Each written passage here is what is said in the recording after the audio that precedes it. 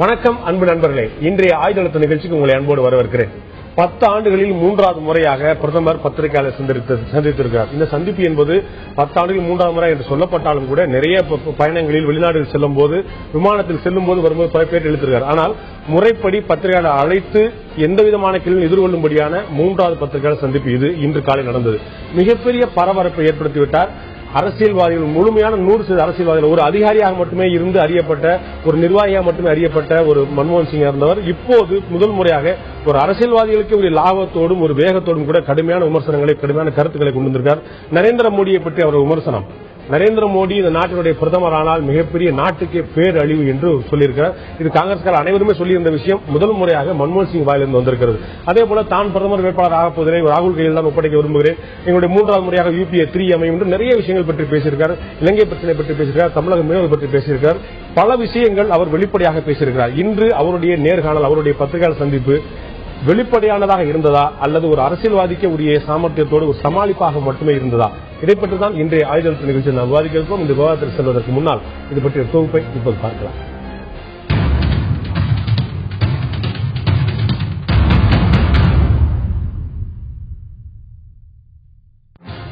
பிரதமரின் பத்திரிகையாளர் சந்திப்பு இன்று பெரும் விவாத பொருளாகியுள்ளது. உணர்ச்சி வசப்படுபவர் அல்ல நமது பிரதமர், எனவே மிக ஜாக்கிரதையாக வார்த்தைகளை கையாண்டுள்ளார் எனினும் பேச வேண்டியவற்றை பேசியுள்ளார். வறுமை கோட்டிலிருந்து பெருந்திரளான மக்கள் மீட்கப்பட்டுள்ளனர், தனிநபர் சராசரி வருமானம் அதிகரித்துள்ளது, விவசாயம் வளர்ச்சியடைந்துள்ளது, புதிய பல்கலைக்கழகங்கள் பல தோற்றுவிக்கப்பட்டுள்ளன போன்றவற்றை ஆட்சியின் சாதனைகளாக கூறியுள்ளார். கவலைகளிக்கும் பணவீக்கம், விலைவாசி உயர்வு, பொருளாதார மந்தநிலை போன்றவற்றை ஒத்துக்கொண்டுள்ளார். கூட்டணி ஆட்சியில் சமரசம் இருந்தது என்றாலும் மேம்போக்காகத்தான் என சமாளித்துள்ளார். அத்துடன் மீண்டும் பிரதமராக ஆகும் வாய்ப்பில்லை என்று கூறி ராகுலை முன்னிறுத்தியுள்ளார். பிரதமரின் பேச்சு எல்லைகளை வரையறுத்துக் கொண்டு லாபகமாக வாள் சுழற்றுவதைப் போல வெளிப்பட்டுள்ளது.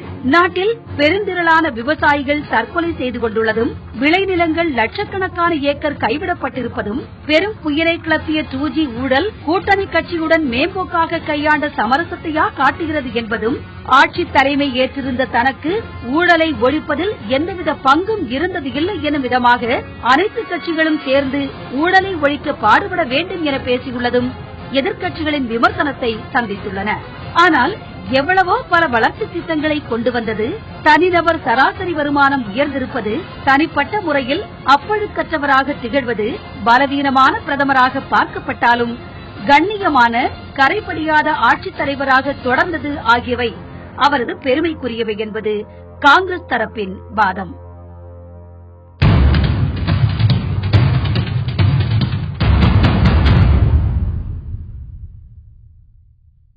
பெருமைக்குரிய விஷயங்களும் இருக்கின்றன, விமர்சனத்துக்கு உள்ளான விஷயங்களும் இருக்கின்றன. பிரதமருடைய இன்றைய பத்திரிகையாளர் சந்திப்பு என்பது அவருடைய பத்திரிகையாளர் சந்திப்பாக மட்டுமில்லாமல் கடந்த 10 ஆண்டு கால ஐக்கிய முற்போக்கு கூட்டணி அரசுடைய ஒட்டுமொத்த ஒரு ப்ராகிரஸ் ரிப்போர்ட்டாக பார்க்கப்படுகிறது.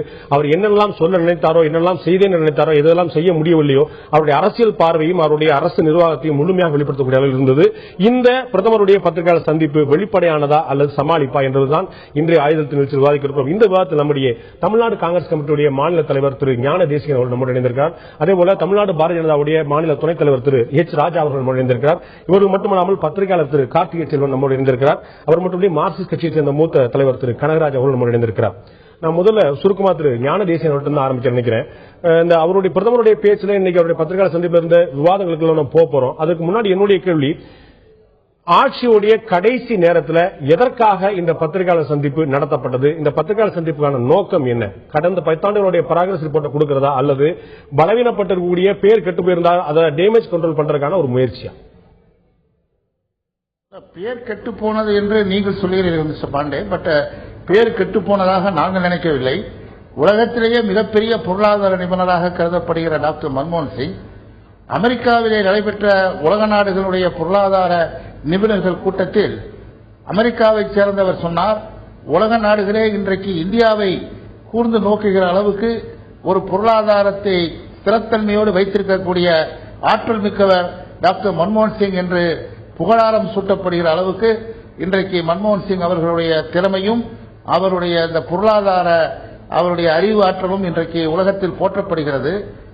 உலகத்தில் உள்ள எத்தனை நாடுகளுடைய பொருளாதாரம் சரிந்த போதும் கூட இந்தியாவினுடைய பொருளாதாரம் சரியாமல் காப்பாற்றிய பெருமை இன்றைக்கு டாக்டர் மன்மோகன் சிங்கை சேரும்.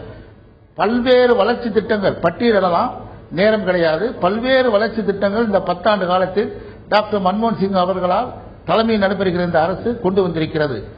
ஆகவே அவர் ப்ராக்ரஸ் ரிப்போர்ட் செய்ய வேண்டிய அவசியம் இல்லை. ஆனால் 2014 நாடாளுமன்ற தேர்தல் வருவதற்கு முன்பு ஒரு அரசுக்கு தலைமை தாங்கிய ஒரு பிரதமர் பத்திரிகையாளர்களை சந்தித்து அவர்கள் கேள்விக்கு பதில் சொல்வது என்பது ஒரு ஜனநாயகத்தில் தேவையான ஒன்று என்று அவர் கருதியதால் இன்றைக்கு அந்த பத்திரிகையாளர் சந்திப்பு நடந்தது. சமாளிப்பா அல்லையா என்று கேட்டிருக்கிறீர்கள். நாட்டினுடைய இந்த பிரதமர் எதையும் சமாளிப்பாக செய்ய வேண்டிய அவசியம் இல்லை. அவர் உள்ளபூர்வமாக என்ன நடந்ததோ அதை சொல்லி இருக்கிறார். எதை செய்ய முடியவில்லையோ 3 விஷயங்களை அவரே பட்டியலிட்டு இந்த விலைவாசி ஏற்றமெல்லாம் கட்டுப்படுத்த முடியவில்லை, அதற்கான காரணங்கள் இது என்றாலும் அதை கட்டுப்படுத்த வேண்டும் என்று அவர் தன்னுடைய இந்த ஆட்சியினுடைய முடியாத காரணங்களையும் அவர் சொல்லியிருக்கிறார். ஆகவே இது சமாளிப்பாக நான் பார்க்கவில்லை. ஒரு வெளிப்படையான கருத்து தான் அப்படிங்கிற நீங்க பாத்தீங்கன்னா திரு ஹெச் ராஜாட்ட உங்களுடைய கருத்தை கொண்டு போகிறேன். பத்திரிகையாளர் சந்திப்பு ஏற்பட்டது என்ற கேள்விக்கு திரு ஞானேசன் சொல்றாரு, இது ஜனநாயகத்துடைய ஒரு தேவை. ஜனநாயகத்தில் அடுத்த 5 மாதங்கள்ல ஒரு தேர்தல் சந்திப்பு நிலைமையில என்ன நடந்தது அப்படிங்கறத பத்திரிகையாளர் நேரடியாக வெளிப்படையாக பேசினார் அப்படின்னு சொன்னார். ராஜா, நீங்களும் அப்படிதான் பாக்குறீங்களா? இது பிரதமருடைய வெளிப்படையான மக்களை நேருக்கு நேர் எதிர்கொள்வதற்கான ஒரு முயற்சி நீங்க பாக்குறீங்களா?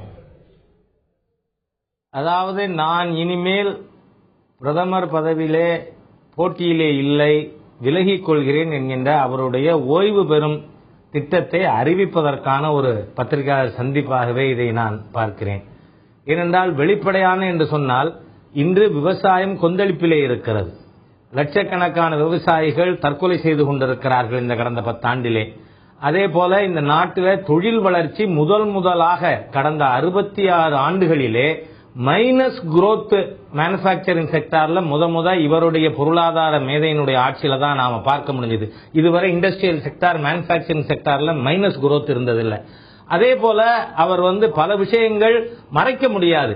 இன்னைக்கு இந்த ஆட்சி ஒரு பொருளாதார பேரிடர் ஆட்சி டாக்டர் மன்மோகன் சிங்குடைய ஆட்சி நம்மால சொல்ல முடியும். ஏனென்றால் பொருளாதாரத்தின் ஒவ்வொரு அளவுகோல் படியும் இந்த அரசாங்கம் தோற்று போயிருக்கிறது. 2003-2004 இவர்கள் ஆட்சி பொறுப்பேற்கும் பொழுது 8.5% வளர்ச்சி இவர்கள் கையிலே கொடுத்தோம். இன்றைக்கு இந்த ஆட்சி நம் கையில 4.5% வளர்ச்சியை கொடுத்திருக்கிறது. அதே போல இந்த நாட்டில் அந்நிய செலாவணி கையிருப்பு அந்நிய கடனை விட அதிகமா இருந்து கொடுத்துட்டு போனோம். இன்னைக்கு அந்நிய செலாவணி கையிருப்பு அந்நிய கடனை விட $125 பில்லியன் குறைவா இருக்கிற அளவுக்கு. ஆகவே இஸ் an எக்கனாமிக் டிசாஸ்டர். ஒரு பொருளாதார பேரிடர் ஆட்சிக்கு தலைமையேற்று நான் இனிமேல் இந்த பொறுப்புல இருக்க மாட்டேன், விலகிக் கொள்கிறேன் என்று அறிவிப்பதற்காக அவர் இந்த பத்திரிகையாளர் கூட்டத்தை நடத்தினார் தான் நம்மால் சொல்ல முடியுது. ஓய்வு அறிக்கை வெளியிடுவதற்காக அந்த பயிற்சி அப்படிங்கிறது உங்களுடைய பார்வையை பார்க்கிறேன். நான் உங்களோட தொடர்ந்து அடுத்த கேள்விகள் நான் வர விரும்புறேன். அதுக்கு முன்னாடி நான் திரு காக்கே செல்வன் கேட்க விரும்புறேன். ஒரு பத்திரிகையாளரா உங்களுக்கு இந்த பத்திரிகையாளர் சந்திப்பு என்ன தோற்றத்தை ஏற்படுத்துது? மன்மோகன் சிங் முழுக்க ஒரு 1.5 மணி நேரம் பத்திரிகையாளர் சந்தித்தார். அதை ஒரு ஒட்டுமொத்தமா பார்க்கும்போது உங்கள் மனத்தில் ஏற்படுத்தக்கூடிய தோற்றம் என்ன? இல்ல, ஒரு ப்ராக்ரஸ் ரிப்போர்ட் நிச்சயமா சொல்ல முடியும். ஏன்னா அது நாட்டு மக்களுக்கு சொல்ல வேண்டிய ஒரு கட்டாயமும் கூட. ஒரு 10 ஆண்டுகள் ஆட்சியில இருந்திருக்கிறோம். ஒரு ஆட்சி பொறுப்புல இருக்கும்போது அந்த ஆட்சிக்கு எதிரான பல விஷயங்கள் பேசப்படுகின்ற ஒரு சூழல்ல இந்த ஆட்சியிலிருந்து நாங்க என்னெல்லாம் செய்திருக்கிறோம் அப்படிங்கிற ஒரு விளக்கத்துக்கான ஒரு இதாகவும் வந்திருக்கிறது. ஆனால் அதே நேரத்தில் இது முழுமையா அவர் தன்னுடைய மனசுல இருக்கிறது எல்லாத்தையும் பேசினாரா அப்படிங்கறதெல்லாம் ஒரு கேள்விக்குறியான விஷயம் தான். மனசுல இருக்கிற முழுசா அவர் பேசிடலன்னு நினைக்கிறீங்க? இல்ல, இதுல என்னன்னா இது ஆட்சி தலைமையில இவர் இருந்தாலும் கட்சி தலைமைங்கிறது ஒன்னா இருந்தது. ஒரு நிறைய விஷயங்கள், ஏன்னா இப்ப ராகுல் காந்தியோட இன்டர்வென்ஷன் இந்த ஆஃப் லேட் நிறைய இருந்தது. அதாவது ஆட்சியை பற்றின விமர்சனங்கள்ல நான்சென்ஸ் சொன்ன வரைக்கும் பல விஷயங்கள் இருந்தது. அதுக்கப்புறம் அதுக்கு ஆட்சியில இருந்து நிறைய டெசிஷன் மாத்தினாங்க. அப்படியான ஒரு சூழல்கள் வந்துட்டு இருக்கிற ஒரு சூழல்ல தான் அவர் தன்னுடைய ரிட்டையர்மெண்ட் அறிவிச்சிருக்காரு. ரொம்ப முக்கியமான ஒரு விஷயம் என்னன்னா, இதுக்கு முன்னாடி 2வது பத்திரிகையாளர் சந்திப்புல இதே மாதிரியான கேள்வி எழுப்பப்பட்ட போது அதுல இந்த மாதிரி ஒரு வெளிப்படையான எந்த பதிலும் அவர் கொடுக்கல. இல்ல, இன்னைக்கு கூட ரிட்டையர்மெண்ட் சொல்லிட்டாரான்னு தெரியல. ராஜாவும் சொன்னார், நீங்களும் சொன்னீங்க. அவர் அடுத்த பிரதமரா நான் இருக்க மாட்டேன்னு சொன்னார். பிரதமருக்கு அது பொலிட்டிக்கல் ரிட்டையர்மெண்ட் பத்தி பேசல. நீங்க 2வது பத்திரிகையாளர் சந்திப்புல அவர் அடுத்த முறை பிரதமராக வருவீர்களா அப்படின்னு கேட்கப்பட்ட கேள்விக்கு அவர் இந்த மாதிரி ஒரு தெளிவான நான் மீண்டும் வரதுக்கான எந்த வாய்ப்பும் இல்லை இல்லைன்னு அவர் சொல்லல. இந்த முறை அவர் சொல்லியிருக்கிறார். அதற்கான அவரே இந்த முடிவை எடுத்தாரா அல்லது இந்த முடிவுக்கு அவர் தள்ளப்பட்டாரா அப்படிங்கறதெல்லாம் தொடர்ச்சியா இருக்கிற ஒரு விஷயங்களாக தான் இருக்குது. ஆனால் ஒட்டுமொத்தமா ஏன்னா ராகுல் காந்தியை ஒரு ப்ரோமோட் பண்ணிட்டு இருக்காங்க எல்லாருமே தொடர்ச்சியா. இவர் ஒரு திறமையான 10 ஆண்டுகள் செயல்பட்ட ஒரு பிரதமராக இருக்கும் பட்சத்துல இன்னொரு 3வது மாற்றான ஒரு வேட்பாளர் அவங்க முன்னிறுத்த வேண்டிய தேவை இருக்காதுல்ல. ஒட்டுமொத்த காங்கிரஸ் தலைவர்களும் ராகுல் காந்தியை முன்னிறுத்தும் போது அதுவே கூட ஒரு நெகட்டிவ் நீங்க சொல்றீங்க அப்படியான ஒரு இம்பாக்ட் உருவாக்குறது. ஆனா இதே நேரத்தில் இதுல நிறைய விஷயங்கள் செஞ்சிருக்காங்க, முழுமையா இல்லைன்னு சொல்ல முடியாது. நீங்க ஆர்டிஐ ஆக்ட் கொண்டு வந்ததாகட்டும் அல்லது எம்என்ஆர்ஜி மாதிரி ஒரு ஸ்கீம் ஆகட்டும், ஃபுட் செக்யூரிட்டி பில், அப்படியே நிறைய நல்ல விஷயங்கள் செய்யப்பட்டிருக்குது. அதே நேரத்தில் அதையெல்லாம் தாண்டி ஊழல் அப்படிங்கிற ஒரு விஷயம் UPA 2ல கொஞ்சம் பெருசா பேசப்பட்டிருக்கு. நீங்க நிறைய நல்ல விஷயங்களா செஞ்சிருக்காங்கன்னு சொன்னீங்க. ஆனா அந்த பட்டியலில் நீங்க சொன்ன பட்டியல் இல்லாத ஒரு விஷயம் தான் என் வாழ்நாளிலேயே இந்த 10 ஆண்டு ஆட்சி காலத்தில் மிகப்பெரிய சந்தோஷத்தை ஏற்படுத்தின்னு சொன்னார். அது அணுசக்தி ஒப்பந்தத்தை நிறைவேற்றிய நாள் தான் நான் ரொம்ப பெரிய சாதனையா நான் நினைக்கிறேன்னு சொன்னார். அதை கடுமையா கண்டிச்சு வெளியேறின கட்சி உங்களுடைய கட்சி ஆட்சி கழித்த ஆதரவை கூட வச்சு 2004 to 2009 ஆட்சி முழுமையடையுமா அப்படிங்கிற சந்தேகத்தை கூட எழுப்பின ஒரு நிலைமை அது. ஆனா அதைத்தான் எதை நீங்க இந்த நாட்டுக்கே பேரழிவு நீங்க சொல்லிட்டு இருந்தீங்களோ அதுதான் தன்னுடைய ஆட்சி காலத்தில் செஞ்ச மிகப்பெரிய சாதனை அப்படின்னு பிரதமர் சொல்றார். திரு ராஜா சொல்லும் போது இது அவர் ஓய்வு பெறுவதை அறிவிப்பதற்கான பத்திரிகையாளர் சந்திப்புன்னு சொன்னார். அவரை ஏற்கனவே மக்கள் சஸ்பென்ஷன்ல வச்சுட்டாங்க. டிஸ்மிஸ் பண்ண போறதுக்கு முன்னால அவர் ஓய்வு பெறுவேன் என்று சொல்வதற்கான எந்த நியாயமும் கிடையாது. இந்திய மக்கள் டிஸ்மிஸ் பண்றதுன்னு முடிவு பண்ணிட்டாங்க. அதாவது அவர் பிரதமர் என்கிற முறையில் கடைசியாக வாஷிங்டன் போயிருந்த போது ஒபாமாவை கடந்த செப்டம்பர்ல சந்திச்ச போது அவர் இந்தியாவில் பாதுகாப்பு துறையில் அந்நிய மூலதனத்தை வர வேண்டும் என்பதுதான் அவங்களுடைய ஜாயிண்ட் ஸ்டேட்மெண்டினுடைய விவரம். எனவே அவர் இயல்பாகவே அவர் அதுல சந்தோஷப்படுறதுல ஒன்னும் அவர் ஆரம்பம் தொட்டு அதுல ரொம்ப கமிட்டடா தான் இருந்தார். ஆனா அவர் என்ன சொல்ல மறந்துட்டார்னா அதனால் இந்திய மக்களுக்கு என்ன லாபம், இன்றைக்கு வரை அதன் காரணமாக இந்தியாவுக்கு ஏற்பட்டிருக்கக்கூடிய லாபம் என்னவென்று சொல்லல. அவருடைய இந்த ஸ்கோர் கார்டுன்னு சொன்னார். பத்திரிகையாளர் நண்பர் கூட சொல்லும் போது அவங்க நிறைய பண்ணியிருக்காங்க அப்படிங்கிற மாதிரி சொன்னார். ஒன்னு பாவர்ட்டி அலிவேஷனை பத்தி அவர் பேசியிருக்கார். நாங்க வறுமை குறைஞ்சிருச்சுன்னு. அவங்க வறுமை கோட்டுக்கு கீழே ஒரு 10 ரூபாய் சம்பாதிச்சாங்கன்னா இன்னும் அது குறைஞ்சிருக்கும், ஆல்மோஸ்ட் குறைஞ்சிருக்கும். இந்தியாவில் வறுமையிலால் வாடுகிறவர்களே இல்லைன்னு ஆயிருக்கும். வறுமை கோட மாத்தி இந்த பக்கம் இழுத்து வச்சுட்டதுனாலே அதெல்லாம் சரியா போயிருங்கிற மாதிரி அவர் சொல்லியிருக்கார். இன்னொன்னு திரு ஹெச் ராஜா அவர்கள் சொன்னது போல கடந்த 15 ஆண்டு காலம் என்பது இந்தியாவில் விவசாயிகள் 2.5 லட்சம் பேர் தற்கொலை செய்து கொண்ட காலம். ஆனா அவர் என்ன சொல்றாருன்னா இந்தியாவில் விவசாயத்தை நாங்க தூக்கி நிறுத்திட்டோம் அப்படிங்கிற மாதிரி அவர் சொல்றாரு. அதே போல நீங்க மேனுபேக்சரிங் செக்டார் நெகட்டிவ் குரோத், நீங்க குரோத் ஸ்லோவாகிறது இல்ல, நீங்க சுருக்கத்துக்கு போன காலம் இந்த காலம். அவர் இன்னைக்கு கூட ஒரு பொருளாதார நிபுணர் பெயர் கெடவில்லை என்று சொன்னார். பெயர் கெடாத போதே ஒருத்தர் 4 மாநில தேர்தலில் அடி வாங்குவாரு, தலைநகரத்தில் 3வது இடத்துக்கு போவாங்க அப்படின்னு சொன்னா பேர் கெட்டு போச்சுன்னா என்ன காங்கிரஸ் கட்சியே இல்லாம போனா தான் பேர் கெட்டு போச்சுன்னு சொல்லுவாங்களா? இவர் இந்த பொருளாதார மேதையினுடைய காலத்தில் தான் ரெக்கார்ட் ப்ரொடக்ஷன் இன் ஃபுட் கிரைன்ஸ்ல இருந்த காலத்துல அந்த உணவு பொருட்களுடைய விலை தாறுமாறாக உயர்ந்த காலம் இது. நீங்க உற்பத்தி இல்லாம ஒரு பற்றாக்குறை அதன் காரணமாக விலைவாசி ஏறுதுன்னா புரிஞ்சுக்கொள்ள முடியும். நீங்க சாதனை அளவுக்கான உற்பத்தி இருந்த காலத்தில் மிக மோசமாக உணவுப் பொருட்கள் விலை உயர்கிற போது அவரை எப்படி ஒரு பொருளாதார நிபுணர் என்று ஏற்றுக்கொள்ள முடியும்? ஒரு பொருளாதார நிபுணர் நம்ம ஏற்றுக்கொள்ள முடியாது. அப்படிப்பட்ட பெர்ஃபார்மன்ஸ் அங்க இல்ல, நிறைய நெகட்டிவா இருந்தது, இறங்கு முகமா இருந்தது அப்படிங்கிற உங்களுடைய பார்வை. முதல் முறையா நிறைய சந்தர்ப்பங்கள்ல மார்க்சிஸ்ட் கட்சி நண்பர் பாரதிய ஜனதா நண்பரை கோட் பண்ணி நண்பர் ராஜா சொன்னது போல சொன்னது ஒரு வியப்பான விஷயமா கூட இருந்தது. தேர்தலுக்கு பிறகு நிறைய விஷயம் இருக்கலாம் போல. பிரதமர் மிக முக்கியமாக குறிப்பிட்ட விஷயம் நாடு முழுக்க மிகப்பெரிய எந்த காலமும் இருக்காது, உறுதியாக எடுக்கலாம். அப்படி சொல்ல முடியுமாங்கிற தேர்தல் பிறகு உறுதியாக சொல்லும்.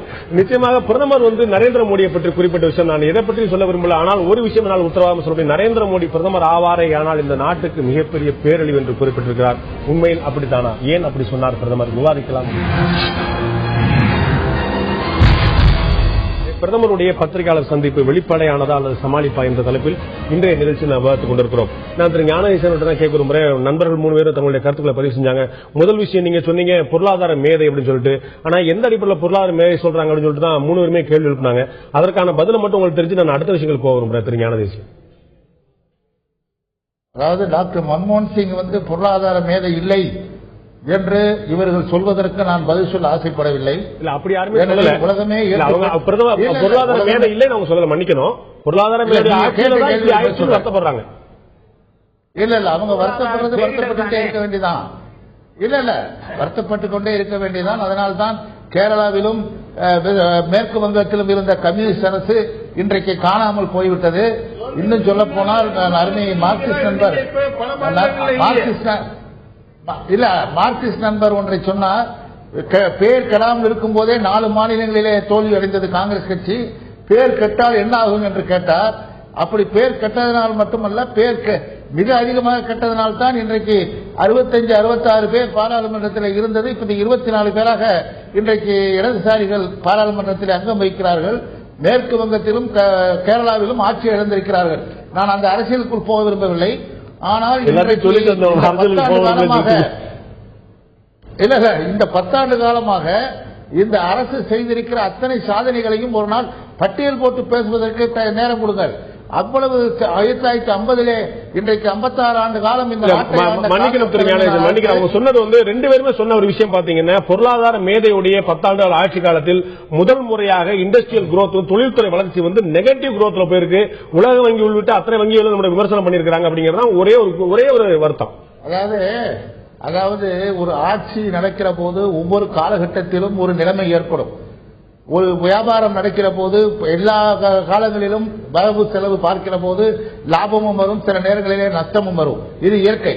ஒரு ஆட்சி முறை வருகிற போது அருமைக்குரிய நண்பர் ராஜா சொன்னார், நாங்கள் போகிற போது இவ்வளவை கொடுத்து விட்டு போனோம், ஏதோ இவர்கள் வருகிற அடுத்தது இவர்கள் தான் வருவதைப் போல அவர் கற்பனை கொண்டு இவ்வளவு கொடுத்து விட்டு போகிறார்கள் என்று அவர் இன்றைக்கு ஒரு வார்த்தையை உபயோகப்படுத்தினார். அடுத்ததும் நாங்கள் தான் வருவோம், நாங்கள் பார்த்துக் கொள்கிறோம். ஆனால் ஒன்றை சொல்கிறேன், இன்றைக்கு 9% வளர்ச்சியை தொடர்ந்து 3 ஆண்டு காலம் தொடர்ந்து வைத்தது இந்த காங்கிரஸ் தலைமையிலான மத்திய அரசு. அது எந்த காலமாக இருந்தாலும் நல்லா இருந்தா உங்க கடமை, மோசமா இருந்தா உலக பொருளாதார நிலைமையா? நல்லா இருந்தா உங்க கடமை, மோசமா இருந்தா உலக பொருளாதார அப்படி அல்ல. நல்லா இருந்தா நல்லா இல்லை என்ற அர்த்தம் அல்ல. மன்னிக்கணும், நீங்க நல்லா இருந்தா நல்லா இல்லை. 9% வளர்ச்சி ராஜா சொன்னதற்கு நான் பதில் சொல்கிறேன். 9% வளர்ச்சி தொடர்ந்து இருந்தது காங்கிரஸ் தலைமையிலான இந்த அரசியல். அது மட்டுமல்ல, இன்றைக்கு உலகத்திலே பல்வேறு நாடுகள் இன்றைக்கு சரிந்து கொண்டிருக்கிற நிலையில் 6% வளர்ச்சியாவது இன்றைக்கு தக்க வைத்துக் கொண்டிருக்கிற சாதனையை இந்த அரசு செய்து கொண்டிருக்கிறது. 6% கவர்மெண்டே சொல்லி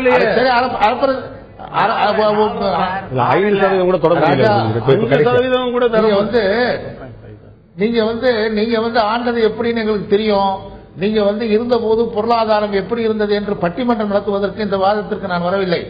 இன்றைக்கு நீங்கள் கேட்டது பிரதமருடைய இந்த வார்த்தைகள் என்பது 10 ஆண்டு காலம் இந்த காங்கிரஸ் தலைமையிலான ஆட்சியை எவ்வளவு அதிகப்படியான நன்மைகளை செய்திருக்கிறோம் என்பதை பட்டியலும் 3 விஷயங்களில் அவர் உள்ளார்த்தமாக உண்மையாக அவர் ஒத்துக்கொண்டிருக்கிறார். இந்த 3ஐ எங்களால் செய்ய முடியவில்லை. விலைவாசி உயர்வை கட்டுப்படுத்தி இருக்க வேண்டும், கட்டுப்படுத்த முடியவில்லை. அதற்கான காரணத்தை சொல்லுகிறார். சொல்லிவிட்டு இந்த 4 மாதத்தில் அதற்கான முயற்சிகளை மேற்கொள்வோம் என்று உண்மையாக உளப்பூர்வமாக அவர் வாக்குமூலம் தந்திருக்கிறார். அவருடைய உளப்பூர்வமான வாக்குமூலத்துடைய பதிவு தான் நீங்க சொல்ல புரிஞ்சுக்கிறேன். அந்த விஷயத்தை அடுத்த விஷயத்துக்கு நான் கொண்டு விரும்புறேன்.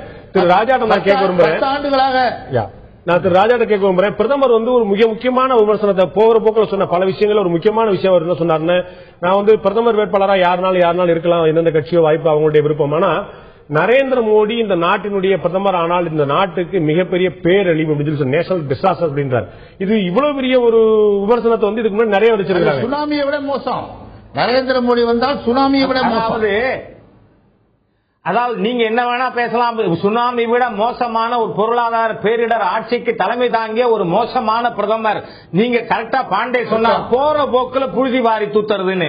இந்த போற போக்குல இன்னும் சொல்ல போனால் பிரதமரோட பேச்சு ஒரு வேலையை விட்டு வீட்டுக்கு போற வயோதிகரின் விரக்தியின் வெளிப்பாடு. ஏனென்று சொன்னால் இவர்கள் ஆட்சியில பொருளாதாரத்தை சீரழித்து சின்னாபின்னப்படுத்தி இருக்கிறார். திரு ஞானதேசியம் சொன்னார், முதல் 3 ஆண்டுன்னு நாங்க கஷ்டப்பட்டு சைக்கிளை மேல ஏத்தின பிறகு கொஞ்ச காலம் நீங்க பெடல் பண்ணாம ஓட்டிட்டீங்க. அதுக்கு பிறகு தொடர்ந்து 4 வருஷமா 5%, 4.5% வளர்ச்சி. ஆனால் இதே டாக்டர் மன்மோகன் சிங் குஜராத்ல திரு நரேந்திர மோடி அவர்கள் வளர்ச்சியை காட்டியிருக்கிறார் என்று ஒப்புக்கொண்டிருக்கிறார். பல்வேறு வளர்ச்சிக்கான விருதுகள் மத்திய அரசாங்கம் குஜராத் அரசுக்கு கொடுத்திருக்கிறது. ஆனால் 2002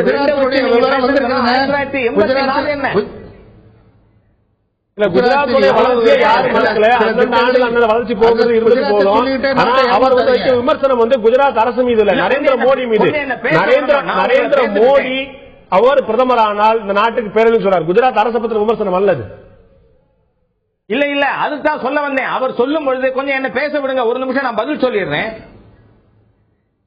இல்ல மிஸ்டர் பாண்டே, நான் பதில் சொல்லிடுறேன். அதாவது குஜராத்ல நரேந்திர மோடி அவர்களுக்கு எதிராக காங்கிரஸ் மற்றும் போலி மதசார்பற்ற கட்சிகளின் ஒரே குற்றச்சாட்டு 2002 பற்றி. ஆனால் இது பற்றி உச்சநீதிமன்றம் தீர்ப்பு கொடுத்திருக்கு. விசேஷ புலனாய்வு குழு அதனுடைய அறிக்கை கொடுத்தது. அது திருப்பியும் வந்து அதை உச்சநீதிமன்றத்தின் தீர்ப்பை கேட்க மாட்டேன்னு அங்க மேஜிஸ்ட்ரேட் கோர்ட்ல போறாங்க. அதுவும் இப்பொழுது நரேந்திர மோடிக்கு அதுல எந்த தொடர்பும் இல்லைன்னு கொடுத்திருக்கு. அதுக்கு பிறகும் கோயபல்ஸ் மாதிரியா பொய்யே பரப்பி கொண்டிருப்பது என்பது ஒரு பிரதமரா 10 வருஷம் இருந்த இவ்வளவு வயதான டாக்டர் மன்மோகன் சிங்குக்கு அழகில்லைங்கிறேன். அப்ப 84 சீக்கியர்களுக்கு எதிராக 7000 பேரை கொலை பண்ணின கொலகார ஆட்சி தானே காங்கிரஸ் ஆட்சி. அப்ப அதை பற்றி பேச முடியுமா?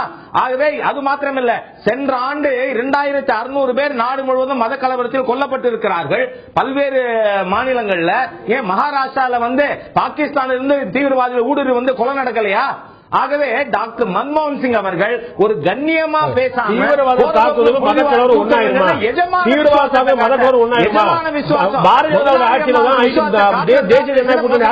பாராளுமன்றம் தாக்கப்பட்டது. தாக்கப்படவில்லை. கொண்டு போய் இந்த நாட்டினுடைய அமைச்சர் ஜஸ்வந்த் சிங் கொண்டு போய் பத்திரமாக கண்டகாரில் கொண்டு வைத்த வெட்கக்கேடு பாரதிய ஜனதா ஆட்சியில் நடைபெற்றது.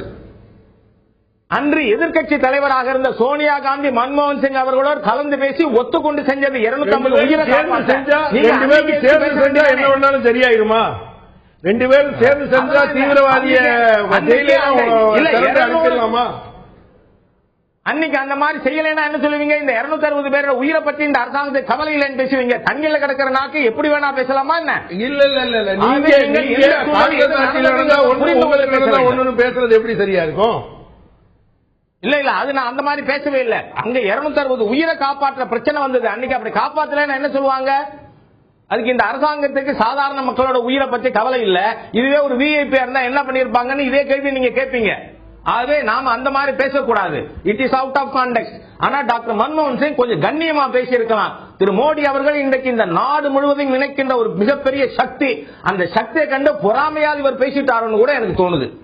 நான் வந்து கனராஜ் கேட்கிறேன். இந்த கருத்துல போன முறை நீங்க பல கருத்துக்கள் வந்து திரு ராஜாவோட உடன்பட்டீங்க. இந்த கருத்துல நீங்க என்னவா இருக்கீங்க? பிரதமர் வந்து ஒரு பேரழிவு சொல்லி நரேந்திர மோடி விமர்சிக்கிறார். இதற்கு முன்னால் ஏற்கனவே அவருடைய கட்சி தலைவர் சோனியா காந்தி அவர்கள் வந்து மரண வியாபாரி மௌத்க சொதாகர் சொல்லி சொல்லியிருந்தாங்க. இப்ப அதே ஒத்த ஒரு கருத்தை சொல்லியிருக்கிறாரு பிரதமர். அதாவது நீங்க இப்பவும் திரு ராஜா அவர்களை தான் நான் கோட் பண்ண விரும்புறேன். அவர் வந்து நரேந்திர மோடியை அவரால் டிஃபெண்ட் பண்ண முடியல. அதனாலதான் அவர் என்ன சொன்னார்னா, சீக்கிய கலவரம் என்னாச்சு, இவங்க 2 பேரும் மாத்தி மாத்தி கொண்டா ஒருத்தர் கொண்டது இன்னொன்னு நியாயமாயிராது. இந்த பிரதமர்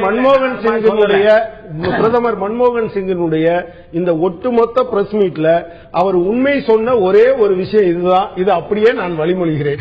அது இந்தியாவுக்கு மட்டுமல்ல, மனித குலத்திற்கே ஒரு பேரழிவாக நரேந்திர மோடி பிரதமராக தேர்ந்தெடுக்கப்பட்டால் மனித குலத்திற்கே பேரழிவாக அமையும். அது எப்படி ஒரு பிரதமர் வந்து எல்லா கருத்துமே பொய்யாவும் தவறாவும் சொல்லிட்டு ஒரே ஒரு கருத்து மட்டும் சரியா சொல்லிருக்க முடியும்? இல்ல, அதாவது என்ன பிரச்சனைனா, மீதி எல்லாம் அவர் தன்னை பற்றி பேசுகிறார். இந்த ஒரு விஷயத்துல என்னன்னு சொன்னா, அவரு குஜராத்தில் நடந்த அந்த படுகொலைக்கு இன்றைக்கு வரை எந்த விதமான வருத்தமும் இல்லாமல் இருக்கிற ஒரு மனிதராக ஒருத்தர் இருக்கிற போது, நான் என்ன சொல்றேன்னா, ஒரு தவறு நடக்கிறது அந்த மேஜிஸ்ட்ரேட் கோர்ட்ல வந்து அவருக்கு ஜட்ஜ்மெண்ட் கொடுத்த அன்னைக்கு அவர் வந்து பிளாக்ல ரொம்ப விரிவாளி இருக்கிறார். என்னுடைய நான் பார்த்தேன் முதல் முறையா. அது ரொம்ப மோசம். உண்மையில் மற்றவர்களை நீங்க ஒரு பூகம்பத்தையும் மதக்கலவரத்தையும் ஒன்றாக இணைப்பதில் ரொம்ப மிகப்பெரிய திறமைசாலிகளாக அவர்கள் இருந்திருக்கிறார்கள். அதுதான் அதுல தெரியுது. அது 2ஐயும் அவர் இணைத்திருக்கிறார். நீங்க ஒன்ன நான் சொல்ல விரும்புறேன், ஒவ்வொரு விசைக்கும் சமமான எதிர்விசை உண்டு என்று நியூட்டனுடைய 3வது விதியை காரணம் காட்டி கோத்ராவுக்காக இவ்வளவு பேர் கொல்லப்பட்டது நியாயம் என்று சொன்னார். இட் இஸ் நேச்சுரல் அவுட்போர் என்றுதான் அவர் அதை வர்ணித்தார். எனவே நான் அந்த காலத்திலேயே ரொம்ப வருத்தப்பட்டேன்னு சொல்றது ஒரு ஒப்பனைக்காக சொல்லப்படுகிற விஷயமே தவிர உண்மையில் இருந்திருந்தால் இந்த 2002 இருந்து இந்த 10 ஆண்டு காலத்தில் இடையில் ஏதாவது ஒரு காலகட்டத்தில் அவர் சொல்லல, நாய்க்குட்டி அடிச்சா வருத்தப்படுவோமோ அப்படித்தான் வருத்தப்படுவேன் தான் அவர் சொல்லி இருந்தார் என்பதற்கு மேல் அதுக்கு எதுவும் இல்லை. இன்ஃபேக்ட் இசான் ஜாஃப்ரி கொல்லப்பட்ட விஷயமோ நந்துவாரா கிராமத்தில் 38 முஸ்லிம்கள் கொல்லப்பட்ட விஷயமோ வந்தபோது அவர் என்ன சொன்னார்னா, ரொம்ப கேஷுவலா it is a small disturbance என்று சொன்னார். ஒரு உயிர் கூட கொல்லப்படுவது குறித்து ஒரு மனிதனுக்கு வருத்தம் இருக்க வேண்டுமே தவிர ஸ்மால் டிஸ்டர்பன்ஸ் என்று சொல்லுவது மனிதத்தையே கேள்விக்குள்ளாக்குற விஷயம். எனவே அது ஒப்பனைக்காக சொல்லப்பட்டதை தவிர உண்மை ஒப்பனைக்காக சொல்லப்பட்டு சொல்றீங்க. இல்ல பல கேள்விகள் இருக்கு. நம்ம எல்லாரும் இந்த கலவரத்தை பத்தி பேசுறாங்க, யாராவது கோத்ரா ரயில் எரிப்பு பத்தி பேசுறாங்களா அப்படின்னு சொல்லி தமிழக முதல்வர் ஒரு முறை கேள்வி எழுப்பியிருந்தாங்க. அது மாதிரி கேள்வி தொடர்ந்து இருந்தே இருக்கு. நான் திரு கார்த்திகை செல்வன் கேட்கிறேன், இதுல பாத்தீங்கன்னா 2 விஷயம் நம்ம பாக்குறோம். அவங்க என்ன சொல்றாங்கன்னா சீக்கிய கலவரத்தை சொல்லலாமா அப்படின்றாங்க. இன்னொரு முக்கியமான பாயிண்ட் அவங்க என்ன சொல்றாங்கன்னா, பிஜேபி தரப்புல உச்சநீதிமன்றத்தால் தீர்ப்பளிக்கப்பட்டு அவர்கள் நியமித்த எஸ்ஐடியால் விலக்களிக்கப்பட்டு அவங்களுக்கு குற்றம் இல்லைன்னு சொல்லி 9 நேர விசாரணைக்கு பிறகு விலக்களிக்கப்பட்டு அல்லது மீண்டும் ஒரு முறை பாத்தீங்கன்னா அங்க அவங்களுடைய உத்தரவின் பேரில் மேஜிஸ்ட்ரேட் கோர்ட் விசாரணை நடந்து அவர்களும் சொல்லி எல்லா நீதிமன்ற தீர்ப்புகளும் அவர் சாதகமா வந்த பிறகு இன்னமும் நீங்கள் அந்த குற்றச்சாட்டை சொல்வது சரியில்லை அப்படிங்கிற அவங்களுடைய பார்வை. இப்ப அவர் இதுல என்ன மாதிரி தனிப்பட்ட முறையில மோடி அவர்களுடைய ரியாக்ஷன் இதுக்கு என்னவா இருந்தது அப்படின்னு பாத்தீங்கன்னா, இதுவரைக்கும் தொடர்ச்சியா இருக்கிறதுல அவர் வெளிப்படையா நிறைய விஷயங்களை பேசுறாரு, டெவலப்மெண்ட் பத்தி பேசுறாரு, மற்ற விஷயங்கள்லாம் பேசினதுல இதுல அவருடைய பார்வை என்னவா இருந்தது அப்படிங்கிறது ஒரு வெளிப்படையான ஒரு இது அவர்கிட்ட இருந்து இருந்ததாக எதிர்பார்க்க முடியாது. இதுல இந்த குஜராத் கலவரத்தை ஒட்டின விஷயங்கள்ல இருந்து அவருக்கு முழுமையான விலக்கு, நீதிமன்ற விஷயங்கள்ல நீங்க பல விஷயங்கள் நம்ம ஒவ்வொரு காலகட்டத்தை ஏற்ற மாதிரி மாறுபாடுகள் தீர்ப்புகளை கட்டாயமா நீங்க அதனால முழுமையா இதுல இருந்து அவருடைய பர்சனலா அவர் இதுக்கு எப்படி எல்லாம் ரியாக்ட் பண்ணார் 2002 இருந்து இன்னைக்கு வரைக்கும் அப்படிங்கறதுல இருந்து பாத்தீங்கன்னாலே அதுல அவங்க அவர் தன்னளவுல தன்னை ஒரு எந்த ஒரு கரையும் இல்லாதவராக அல்லது எந்த ஒரு குற்றச்சாட்டுக்கும் இல்லாதவராக வச்சிருக்கிறாருன்னா நிச்சயமா இருக்க முடியாது. ரெண்டாவது, மோடிக்கு இவ்வளவு பெரிய ஒரு இடத்தை கொடுத்ததே நான் காங்கிரஸ் கம்யூனிஸ்ட் 2 பேருடைய அவங்க 2 பேரும் அவங்களுடைய இதுல இருந்து விலகிட்டதுதான் அவருக்கான ஒரு பெரிய நிச்சயமா அப்படிதான் பாக்குறேன். ஏன்னா அவங்க இதுல லெப்டும் இதுல இருந்து அவங்களுடைய முழுமையான செயல்பாடுகள் இருந்து அவங்க விலகி இருக்காங்க அல்லது அவங்க இது அவங்களுடைய அந்த ஸ்பேஸ் தான் அவருக்கு பெரிய அளவுக்கு கொடுத்திருக்குது. 2 கட்சிகளுமே சேர்ந்து இவர் 2004 பிரதமராக மன்மோகன் சிங் பதவியேற்கும் போது அவர் சொன்ன அந்த ஸ்பீச் காப்பி பாத்தீங்கன்னா யாருக்கெல்லாம் என்னெல்லாம் பண்ண போறோம்னு பேசினாரோ அதுல ஒரு விஷயமும் செய்யப்படவில்லை. தாழ்த்தப்பட்டவர்களுக்காக, மைனாரிட்டிஸ்க்காக, டிரைபல்ஸ்க்காக நான் இதெல்லாம் பண்ண போறேன்னு அவரோட ஸ்பீச் இருக்கு. எந்த விஷயங்கள் உட்பட ஆனால் இந்த செக்டார் எந்த செக்டாருக்கும் அவர் எந்த விஷயங்களையும் செஞ்சு கொடுத்துடல இந்த 10 ஆண்டு கால ஆட்சியில. 2004 அவர் சொன்ன 10 ஆண்டுகளுக்கு முன்னால் அவர் கொடுத்த வாக்குறுதி பல வாக்குறுதிகள் நிறைவேற்றப்படல அப்படிங்கிற அவங்களுக்கு பேசிக்கா இருக்கிற ஓட் பேங்க். நீங்க டெல்லி எடுத்துக்கீங்களா, 12 ரிசர்வ் தொகுதியில 8 ஆம் ஆத்மிக்கு போகுது. ரிசர்வ் கான்ஸ்டிடுவன்சில இருக்கிற ஓட்டர்ஸ் பாரம்பரியமா காங்கிரஸுக்கு இருந்த ஓட்டர்ஸ் அவங்களே உங்கள்கிட்ட இருந்து விலகி போறாங்க அப்படின்னா அப்ப அவங்க அது காங்கிரஸ் இந்த அவங்களுக்கான பாரம்பரியமான வாக்காளர்களையோ அல்லது அந்த இடங்களையோ வச்சுக்காம வந்திருக்காங்கிறதும் ஒரு இதா இருக்கு. அதே மாதிரி வெஸ்ட் பெங்காலையும் கேரளாலையும் இருக்கிற முஸ்லிம்களுக்கு இடதுசாரிகள் என்ன பண்ணாங்க அப்படின்னா அதுவும் கேள்விக்குறியா தான் இருக்குது. பல கேள்விகள் இருக்கு. நம்ம பிரதமருடைய கருத்தை ஒட்டி நம்ம போகும்போது திரு ராஜா கேள்வி எழுப்பது போல 2002க்கு இப்போதான் மன்னிப்பு கேட்டிருக்காரு என்று குற்றம் சாட்டியது மார்க்சிஸ்ட் கட்சி. அதே போல காங்கிரஸ் பக்கம் பார்த்தோம்னா 84 நடந்த கலவரத்துக்கு 2004 மன்மோகன் சிங் பிரதமராக வந்த பிறகுதான் மன்னிப்பு கேட்டார். அதையும் இதை ஒரே தட்டில் நம்ம பார்க்க முடியுமா? இந்த நீதிமன்ற குற்றச்சாட்டுகள், நீதிமன்றத்திலிருந்து விலக்களிக்கப்பட்ட விஷயங்கள் கூட அந்தந்த சந்தர்ப்பத்துக்கு ஏற்ற மாறக்கூடிய விஷயம் தானா? மீண்டும் ஆயுதழுத்த நிகழ்ச்சி உங்களை வரவேற்கிற நண்பர்களே. பிரதமருடைய பத்திரிகையாளர் சந்திப்பு வெளிப்படையானதா அல்லது சமாளிப்பா என்ற தலைப்பில் இன்றைய ஆயுதழுத்த நிகழ்ச்சி நான் விவாதித்துக் கொண்டிருக்கிறோம். நான் திரு ராஜாட்ட கேட்க விரும்புறேன், இந்த ஒரு விஷயத்துல நான் பிரதமர் சொன்னோட 100% உடன்படுறேன்னு சொல்லிட்டு மார்க்சிஸ்ட் கம்யூனிஸ்ட் கட்சி சொல்லுது. அவங்க மட்டும் இல்லாம ஆம் ஆத்மி கட்சியுடைய பிரசாந்த் பூஷன் சொல்றார், இந்த விஷயத்துல பிரதமர் சொன்ன 100% உண்மைதான். இவர் வந்தாருன்னா, மோடி வந்தாருன்னா 100% நாட்டுக்கு பேரழிதான் சொல்றார். ஒரு வெற்றி பெற்ற கட்சியும் ஒரு கடுமையான விமர்சனம் வைக்கக்கூடிய கட்சியும் 2 காங்கிரஸ்ல இந்த ஒரு விஷயத்தில் உடன்பாடு. இன்னும் சொல்ல போனால் பாரதிய ஜனதாவை தவிர கிட்டத்தட்ட பெரும்பாலான கட்சிகள் நரேந்திர மோடி விஷயத்தில் இந்த விஷயத்தில் ஒரே கருத்து கொண்டதாக தெரிகிறது. திரு ராஜா, அதாவது நான் ஏற்கனவே சொன்னேன், போலி மதசார்பற்றவாதிகள், மதத்துக்கு ஒரு சட்டம் இருக்கணும்னு பேசக்கூடியவர்கள்லாம் தங்களை செக்குலர்னு சொல்லிக்கொண்டு பாரதிய ஜனதா கட்சி வீண்பழி சுமத்துவது என்பது இவர்களுக்கு பொழுதுபோக்கு. ஏனென்றால் நீங்க எஸ்ஐடில தெளிவா சொல்லியிருக்காங்க, 48 மணி நேரத்திற்குள் ராணுவத்தை மோடி அவருடைய அரசாங்கம் வரவழைத்தது, முழு மாநிலத்தையும் ராணுவத்தை கையில ஒப்படைச்சோம். ஆகவே நீங்க இந்த நாட்டுல மதக்கலவரம் என்னவோ குஜராத்ல 2002 மட்டும்தான் நடந்ததுங்கிறது மாதிரியா எல்லாரும் பேசிக் கொண்டு இருக்கோம். நான் அதை எதையும் நியாயப்படுத்த விரும்பல. என்றால் திரு ராஜீவ்காந்தி அவர்கள் சொன்னார், when a big tree falls the earth on it is bound to shake. பெரிய மரம் விழும்போது சுத்தி இருக்கிற மண்ணு பாதிக்கப்படும். அந்த மாதிரி எல்லாம் யாரும் இதை நியாயப்படுத்தல. ராணுவத்திட்ட நம்ம மாநிலத்தை ஒப்படைச்சோம், அதையும் மீறி நடந்திருக்கு. ஆகவே அதை நாம நியாயப்படுத்த இங்க விரும்பலாம். கட்டுப்பாட்டை மீறி நடந்துச்சு நீங்க சொல்றீங்க. நான் திரு ஞானேசன் கொண்டு போறேன். பிரதமர் என்ன சொல்றாருன்னு சொல்லிடுறேன். ஏன்னா மகாராஷ்டிரால பாகிஸ்தான்ல இருந்து எல்ல பூந்து இவ்வளவு பேரை நூற்றுக்கணக்கா கொன்னாங்களே, அப்ப அதுக்கு காரணம் காங்கிரஸ் தானே. அது காங்கிரஸ் சோனியா காந்தி காரணமா? மவுத்கி சவுதாக்கர் சோனியா காந்தியா? 1000 பேசலாம்ல. அது வேண்டும் என்றே நான் கேட்கிறேன். 2002க்கு அப்புறம் இன்னி வரைக்கும் அமைதியா இருக்கே, ஒரு கலவரம் கூட இல்லையே. ஆகவே அது விதிவிலக்கு. விதிவிலக்கு வெட்டி பேச்சு, அது விதிவிலக்கு. அதுக்கு பிறகு இந்த 12 வருஷமா குஜராத்ல எந்த கலவரமும் இல்லைங்கிறது தான் விதி. நரேந்திர மோடி இருக்கிற வரைக்கும் அந்த ஊர்ல கலவரமே வராது. ஏன்னா மைனாரிட்டிஸ் எதிர்த்து பேச முடியாது, டெமோக்ராட்டிக் ரைட்டை டெமான்ஸ்ட்ரேட் பண்ண முடியாது. எனவே அது அப்படித்தான் இருக்கும். நீங்க ராணுவத்தை சொன்னீங்க, ராணுவம் வந்த பிறகு நாடு அமைதியா ராணுவம் அவர்தான் பிரதமர் ஆகணும், நாடு அமைதியா இருக்கும். இல்ல இல்ல அமைதியா இருக்கும், ஆனா சுடுகாட்டு அமைதியா இருக்கும். நீங்களே ஒத்துக்கிறீங்க, நாடு அமைதியா இருக்கும், சுடுகாட்டு அமைதியாக இருக்கும். நீங்க ராணுவத்தை வர வச்சேன்னு சொன்னீங்கல்ல, ராணுவம் வந்த பிறகு நீங்க கலவரத்தை விரும்புவர்கள், நீங்கள் கலவரத்தை விரும்புவர்கள், நீங்கள் இல்ல அமைதியை விரும்பாதவர்கள் நீங்கள் இல்ல. நான் இப்பவும் சொல்றேன், மதத்தால் ஒருவன் புறக்கணிக்கப்பட்டால் மதத்தின் அடிப்படையில் தான் அவனுக்கு அதிலிருந்து மேலே வருவதற்கான சலுகை கொடுக்கப்படும். ஜாதியால் ஒருவன் புறக்கணிக்கப்பட்டால் ஜாதியின் அடிப்படையில் தான் இடஒதுக்கீடு இருக்கிறது. எனவே எதன் அடிப்படையில் புறக்கணிக்கப்படுகிறார்களோ அல்லது அடக்கி வைக்கப்படுகிறார்களோ அவர்களுக்கு முன்னுரிமை கொடுப்பதற்கான ஏற்பாடு இருக்கிறது.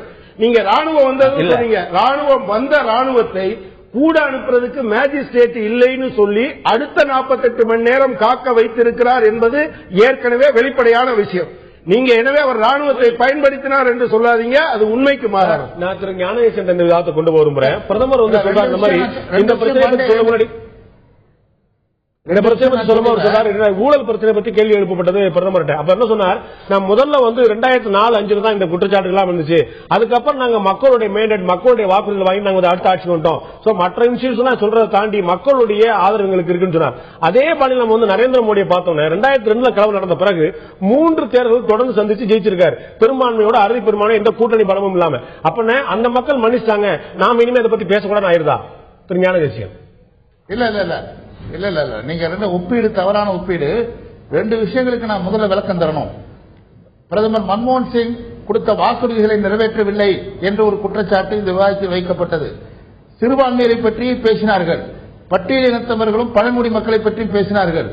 பட்டியலினத்தவர்களுக்கு 31,000 கோடி ரூபாய் இந்த ஆண்டு திட்ட ஒதுக்கீடு, பழங்குடி மக்களுக்கு 21,000 கோடி ஒதுக்கீடு, சிறுபான்மையருக்கு 5 அம்ச திட்டத்தின் கீழ் பல ஆயிரக்கணக்கான வீடுகள், பல நலத்திட்டங்கள், வங்கிகள் தொடக்கம், வங்கிகள் மூலம் கடன் உதவி என்று பாரத பிரதமரின் 5 அம்ச திட்டம் பட்டியல் ரொம்ப பெரிய சொல்லிட முடியாது. நீங்களே சொன்னீங்க.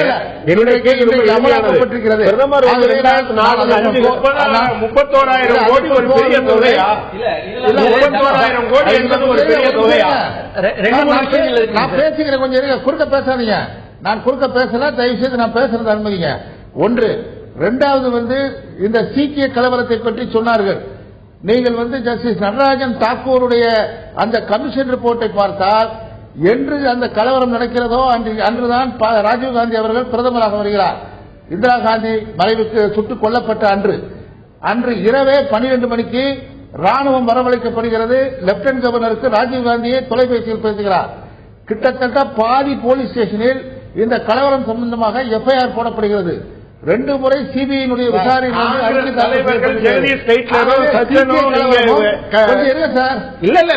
கொஞ்சம் கூட நியாயமா? உங்க பிரைம் மினிஸ்டர் மன்னிப்பு கேட்ட ஒரு விஷயத்தை திரும்ப போய் ஏதோ பேசிட்டு இருக்கீங்க. சீக்கிய மக்கள் கொல்லப்பட்டதுக்காக மன்னிப்பு கேட்கிறேன்னு சொல்லிட்டு சீக்கிய கலவரத்தின் போது என்ன நடவடிக்கை எடுக்கப்பட்டது அப்படிங்கிறது நீங்க ஒரு 100 நியாயம் வச்சிருப்பீங்க. குஜராத் கலவரத்துக்கு என்னுடைய கேள்வி அந்த பழச கலவரம் இல்ல. என்னுடைய கேள்வி, பிரதமர் மன்மோகன் சிங் சொல்றார் வாக்கை நாங்கள் வாங்கிவிட்டு அடுத்த 5 ஆண்டுகள் வந்து விட்டோம், நீங்க பேசல அர்த்தம் இல்லங்கிற மாதிரி சொல்றாங்க. அப்ப அதே மாதிரி குஜராத் 3 முறை வந்து விட்டார். அப்ப நம்ம அதை மறந்துடணுமா? இது ஒப்பீடு சரியா இருக்குமாங்கிற என்னுடைய கேள்வி.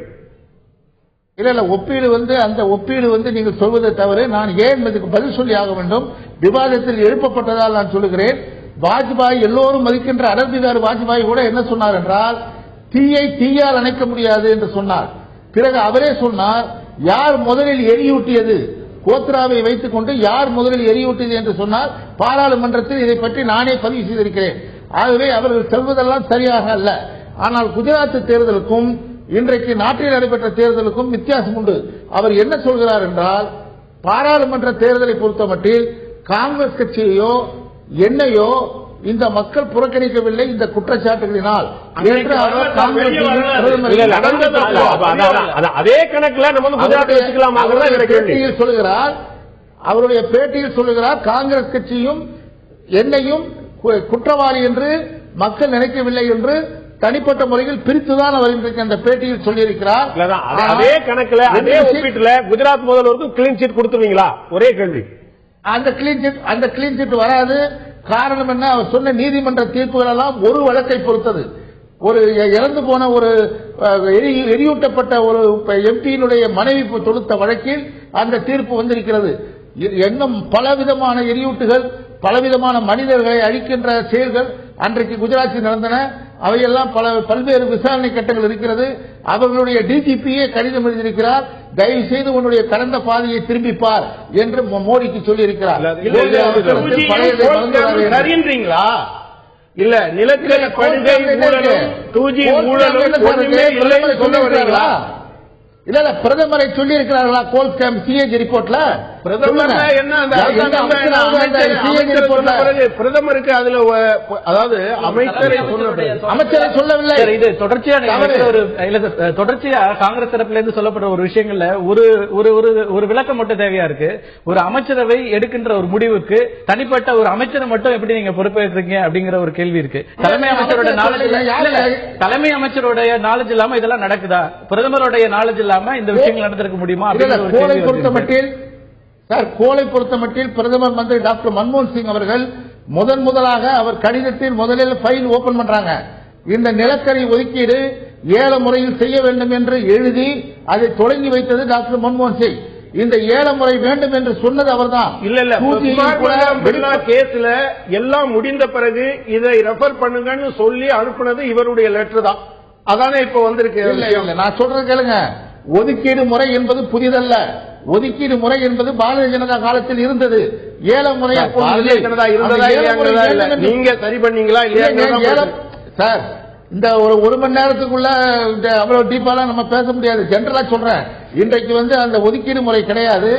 ஆனால் இந்த சிஏஜி ரிப்போர்ட்டில் எந்த அமைச்சரை பற்றியோ பிரதமரை பற்றியோ குறிப்பிட்டு எந்த வார்த்தையும் அந்த சிஏஜி ரிப்போர்ட்டில் இல்லை. இல்லாத ஒன்றை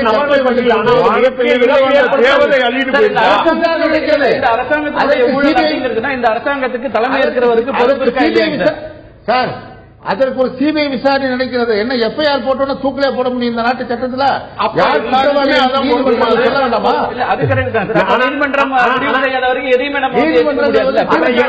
குற்றச்சாட்டுகள் இருக்கிறதுங்கிறதுனால குற்றச்சாட்டுகள் நிரூபிக்கப்படலன்னு சொல்லி யாரையுமே நம்ம விலக்கி வைக்க முடியாது இல்லைங்களா சார்? அப்படின்னா இப்ப அது மோடிக்கு எல்லாருக்குமே அது இல்ல, மோடி விஷயத்திலே அது அப்ப அது அப்ளை ஆகிடும் நீங்க சொல்ற விஷயங்கள். இல்ல மோடி விஷயம் கிரிமினல் குற்றங்கள் அல்ல. மோடி விஷயம் ஒரு மத சார்பாக இருந்து கொண்டு ராஜா தொடர்ச்சியா சொல்லிட்டு இருக்காரு, பிரதமருக்கும் பி சிதம்பரத்துக்கும் தெரியாம நான் இந்த விஷயத்தை செய்யல சொல்லிட்டு இருக்காரு. ஆனா நீங்க அப்ப அதுக்கு அதை எப்படி எடுத்துக்க முடியும்? இல்ல நீங்க நான் என்ன கொஞ்சம் ஒரு நிமிஷம் கேட்டீங்கன்னா சொல்றேன். 2G பொறுத்த மட்டில் சிஏஜியில் ஒரு அமைச்சரை பற்றி ப்ரொசீஜரல் இர்ரெகுலாரிட்டி, அவர் பணம் வாங்கினாரா இல்லையா என்பது எனக்கு தெரியாது. அது இன்னும் நிரூபணமாகவில்லை. ஒருவர் குற்றவாளியாக ராஜாவாக இருந்தாலும் யாராக இருந்தாலும் குற்றம் நிரூபிக்கப்பட்டால் தான் அவர் குற்றவாளி. அவர் கூட குற்றவாளி அல்ல. ஆனால் சிஏஜியில் சொல்லப்படுவது என்பது ப்ரொசீஜர் இர்ரெகுலாரிட்டி. ப்ரொசீஜர் இர்ரெகுலாரிட்டிக்கும் கரப்ஷனுக்கும் நிறைய வித்தியாசம் இருக்கு. அதை புரிஞ்சுக்காம இன்னைக்கு எல்லாமே பேசுறாங்க. அவர் பிரதமருக்கு தெரிவிக்காமல் அவர் இந்த விஷயங்களை செஞ்சாருங்கிறது அவர் மேல இருந்த குற்றச்சாட்டா இருந்தது சிபிஐ வச்சதுலயே.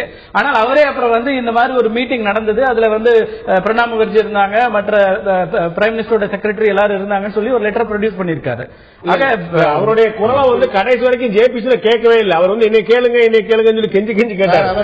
அவர் ஏற்கனவே கோல் அலோகேஷன் ஏற்கனவே இல்ல, அதுல கூட இப்ப இவர் குமார்மங்கலம் பிர்லா மீது எஃப்ஐஆர் போடுகிற போது ஏற்கனவே அது என்எல்சிக்கு மட்டும் ஒதுக்கீடு செய்து ஃபைல் முடிஞ்ச பிறகு அவர் பாறைக்கு என்ன சொல்லியிருக்காரு, பழைய கோல் டிபார்ட்மெண்ட் செக்ரட்டரி என்ன சொல்லியிருக்காருன்னா, அதுக்கு பின்னால எழுதுனா நீங்க அதை பத்தி பேசுறாருன்னா நிறைய விவாதிக்கலாம். நிறைய உங்களுக்காக 2 கேள்வி நான் கேட்டுறேன். ஊழலுக்கு எதிராக கடுமையாக குரல் கொடுக்கக்கூடிய கட்சியாக பாரதிய ஜனதா தன்னை அடையாளப்படுத்திக் கொண்டிருக்கிறது. ஆனால் நேற்று எடியூரப்பா உங்களுடைய கட்சியில் மீண்டும் இணைந்து விட்டார். எந்த ஒரு குற்றச்சாட்டுக்காக எடியூரப்பா நீக்கப்பட்டாரோ அந்த குற்றச்சாட்டுக்கு உள்ளான எடியூரப்பா நீங்கள் மீண்டும் சேர்த்து விட்டீர்கள். உங்களை பொறுத்தவரையில் இன்றைய தேதியில் ஓட்டு வந்து ஊழலை பொறுத்தளவுக்கு ஓட்டு வந்து முக்கியமான விஷயமாகிவிட்டதா? ஊழலை விட ஓட்டு தான் முக்கியமான விஷயமாகிவிட்டதா? இல்ல, இதுல கர்நாடகத்துல எடியூரப்பா அவர்களை பொறுத்தவரை அது எஸ்.எம். கிருஷ்ணா காலத்திலிருந்து கொடுக்கப்பட்ட நிலக்கரி சுரங்க ஒதுக்கீடு தானே ஒழிய பிஜேபி ஆட்சியில கொடுக்கல. அதாவது பிஜேபி ஆட்சியில கொடுக்கல. அது வந்து அவர் மீது சொல்லப்பட்ட குற்றச்சாட்டே ஆதாரம் இல்லாதது. அதனால நீங்க வந்து அது ஒரு தேர்தல்ல ஒரு பெரிய பாதிப்பை அவருக்கு ஏற்படுத்தியிருக்காங்களே ஒழிய அதுக்கு மேல இவங்களால ஒன்றும் பண்ண முடியாது. ஆகவே பாரதிய ஜனதா கட்சியை பொறுத்தவரை கடந்த 10 ஆண்டுகள்ல 15.5 லட்சம் கோடி டாக்டர் மன்மோகன் சிங் ஊழலுக்கு துணை போயிருக்காரு. அதுமே உத்தேச இழப்பு தான். 15.5 லட்சம் கோடி ஊழல் கிடையாது,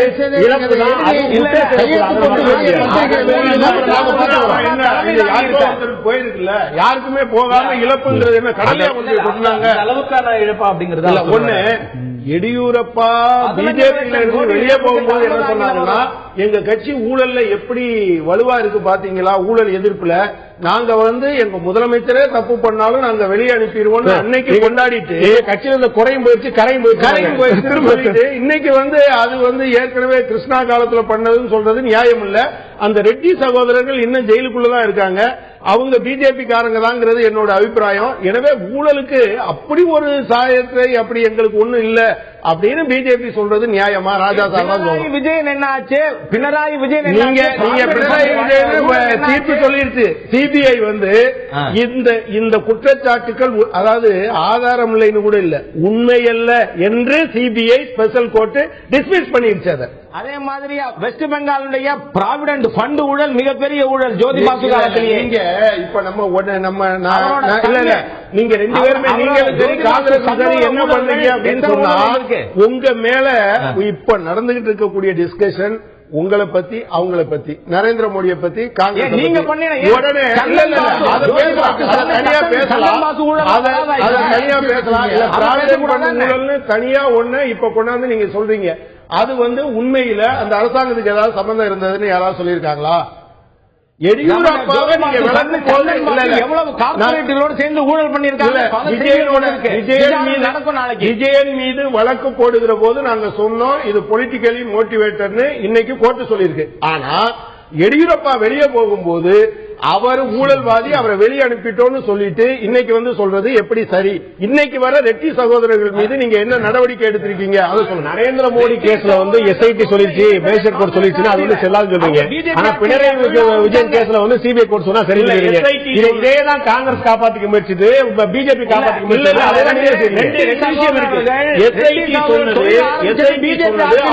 முயற்சி. எஸ்ஐடி சொன்னது ஆதாரம் இல்லை என்று, போதுமான ஆதாரம் இல்லைன்னு. பட் விஜயனுக்கு எதிராக சிபிஐ கோர்ட் சொன்னது வந்து இவருக்கு அது சம்பந்தம் இல்லை என்று சொன்னது. ரெண்டுக்கும் வித்தியாசம் இருக்கு. ஒரு கேஸ்ல ஆதாரம் இல்லை என்றால், நிரூபிக்க முடியவில்லை என்றால் கோர்ட்டுக்கு அதுக்கு மேல ப்ரொசீட் பண்ண முடியாது, அது வேற விஷயம். ஆனா சம்பந்தமே இல்லை என்று கோர்ட்டு சொல்லுவது இருக்கு இல்லையா, அது வந்து ரொம்ப முக்கியமானது. அதுதான் வந்து ஊழல் சம்பந்தம் இல்லைன்னு சொல்றது. திரு ராஜா, நீங்க குறுக்கிட முடியுங்க. இல்ல, அதாவது ஆதாரம் இல்லைனாலும் நிரூபிக்க முடியலனாலும் அர்த்தம் ஒண்ணுதான். இவங்களா கற்பனை பண்ணிப்பாங்களான்னு ஆதாரம் இல்லைன்னு சொன்னா இருந்தது, ஆனா கோர்ட்டுக்கு தெரியலன்னு கம்யூனிஸ்ட் சொல்லுங்க. எடியூரப்பாக்கு நீங்க ஒரு வழக்கம் சொல்றீங்க, அது வந்து யாரா ஏற்றுக்கொள்ள முடியுமா தெரியல. இன்னொரு முக்கியமான விஷயம் பாத்தீங்கன்னா பிஜேபி குற்றச்சாட்டு ஊழலுக்கு எதிராக பிஜேபியில குஜராத் அரசுல நீங்க வந்து முன்னேற்படுத்த குஜராத் அரசுல லோக் ஆயுக்தா கொண்டு வரல 11 ஆண்டுகளா கடுமையான குழப்பம். 2013 கொண்டு வரப்பட்ட ஒரு சட்ட திருத்தத்தின்படி பிரதமர் தலைமையிலான குழு தான் வந்து லோக் ஆயுக்தா தலைவரே தீர்மானிக்கும். அதுல எந்த விதமான நியாயம் கிடைச்சாலும் லோக் ஆயுக்தா இல்லாமலே பண்ணிடலாமே. அதாவது குஜராத் லோகாயுக்தா விஷயம் ப்ரொசீஜரல் டிஸ்பியூட் தானே ஒழிய லோகாயுக்தாவுக்கு விரோதமாக திரு மோடி அவர்களும் பேசல, பிஜேபியும் பேசல. 2013 பற்றினதுதான் அது. It was only regarding the procedure dispute. Lokayukta வேணான்னு பிஜேபி பேசல. எனக்கு பிடிச்சாலும் லோகாயுக்தாவா இருக்கணுங்கிறது மட்டும்தான் அதுல பிரச்சனை. அதானே ப்ரொசீஜர் சொல்றீங்க. இந்த ஆளு லோகாயுக்தாவா இருக்கக்கூடாது. இல்ல நான் பேர் சொல்ல விரும்பல. காங்கிரஸ் கைக்காரங்களை கொண்டு வச்சுக்கிட்டு சும்மாவானும் பொய் சொல்லி குற்றச்சாட்டுகள் கொண்டு வர்றதுக்கான பல நடவடிக்கை இருந்தது. பரத்வாஜ், HR பரத்வாஜ், இல்ல ஒரு நிமிஷம், HR பரத்வாஜ் போஃபர்ஸ் ஊழலை மறைக்கிறதுக்கு இங்க இருந்து லண்டனுக்கு ஆள் அனுப்பின ஒரு கவர்னரை வச்சு நீங்க பிஜேபிக்கு கெட்ட பேர் கொண்டு வரதுக்காக சதி பண்ணின மாதிரியான சதிகளை எப்படி ஏற்றுக்க முடியும்? பரத்வாஜ் போல ஒரு ஊழலுக்கு துணை போன ஒருத்தர் உண்டான கவர்னர். நான் திரு ஞானேஷ் கேட்க விரும்புறேன். நம்ம இன்னைக்கு பிரதமர் நரேந்திர மோடி ஒரு மிகப்பெரிய குற்றச்சாட்டு சொல்றாரு 2002 நடந்த கலவரத்தை பற்றி. அதே பிரதமர் மன்மோகன் சிங் தான் குவாட்ரோச்சி பற்றி சொல்லும் போது ஒரு மனிதனை ஒரு அளவுக்கு மேல துன்புறுத்தக்கூடாது பாவம் அப்படின்னு சொல்லி சொன்னார். அவர் வழக்கு விசாரிச்சு அவர் ரிலீஸ் பண்ணிட்டு சிபிஐ கோர்ட்டு கரகரம் பண்ணி 24 நேரத்தில் அவங்க அக்கௌண்ட் பணத்தை பூரா எடுத்துட்டு போயிட்டாரு. இதை பத்தி பேசும்போது என்ன கேட்டா ஒரு மனுஷன் ரொம்ப துன்புறுத்தக்கூடாதுன்னு சொன்னார். குவாட்ரோச்சி துன்புறுத்தக்கூடாது, நரேந்திர மோடி துன்புறுத்தலாமோ?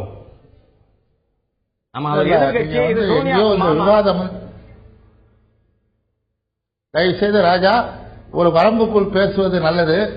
ஏனால் விவாதம் என்பது அரசியல் நாகரிகத்துக்கு உட்பட்டு இருக்க வேண்டும். இல்ல அரசியல் நாகரிகத்துக்கு உட்பட்டு ஒரு விவாதம் இருக்க வேண்டும். இல்ல ஊடகங்கள் மூலம் பேசப்படுகிற போது ஒரு அரசியல் நாகரிகத்துக்கு உட்பட்டு நாம் பேசுவது நல்லது என்று நான் நினைக்கிறேன். ஏனென்றால் நீங்கள் சொன்னதெல்லாம் இல்ல ராஜா, உங்களை நான் நண்பர் என்ற முறையில் சொல்லுகிறேன்.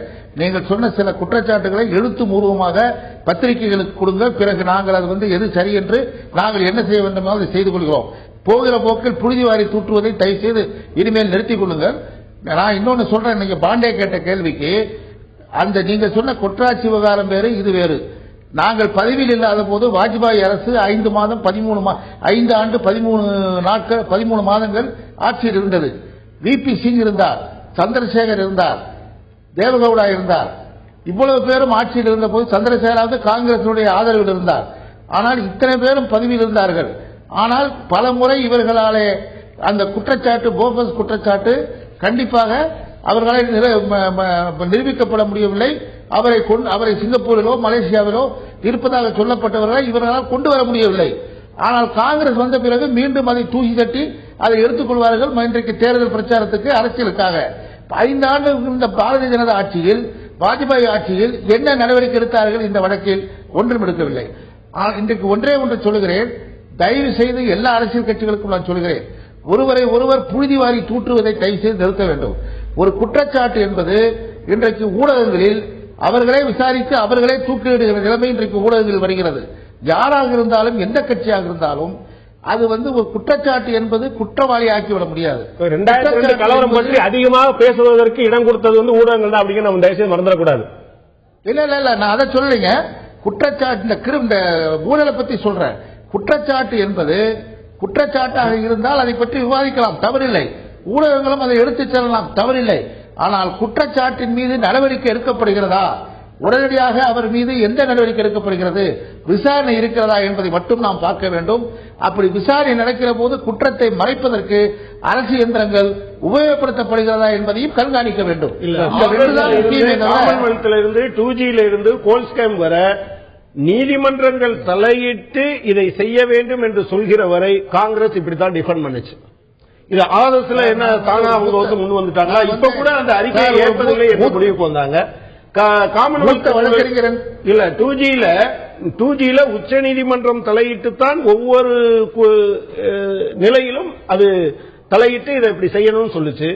ஈவன் சிபிஐ வழக்குல கூட பிரமாண பத்திரம் கூட எப்படி தாக்கல் செய்ய வேண்டும் என்று அமைச்சர் சொன்னார், அது சரியல்ல என்று சட்ட அமைச்சகம் தலையிட்டது சரியல்ல என்று நீதிமன்றம் சொல்லுச்சு. எனவே நீங்க என்ன பிரச்சனை சார், நீதிமன்றத்தின் அந்த கருத்தை நான் ஏற்கவில்லை. நான் பலமுறை ஊடகங்களிலே சொல்லியிருக்கிறேன், எங்களுடைய அரசு செய்தது தவறு. ஒரு சட்ட அமைச்சர் மத்திய அரசினுடைய விதிமுறைகள் வழிமுறைகளின்படி நீதிமன்றத்தில் தாக்கல் செய்யப்படுகிற எல்லா பிரமாண வாக்குமூலங்களும் எந்த டிபார்ட்மெண்ட், எந்த துறை போட்டாலும் சட்ட அமைச்சகத்துக்கு போய் வெட்டிங் செய்துதான் தாக்கல் செய்யப்படுவது என்பது இன்று வரை இருக்கிற நடவடிக்கை. உச்சநீதிமன்றத்திலே போடுகிற பிரமாதம் முக்கியமான வழக்கில் போடுவதை சட்ட அமைச்சர் பார்வைக்கு கொண்டு சென்று வழக்கறிஞரோடு விவாதிப்பது தவறில்லை.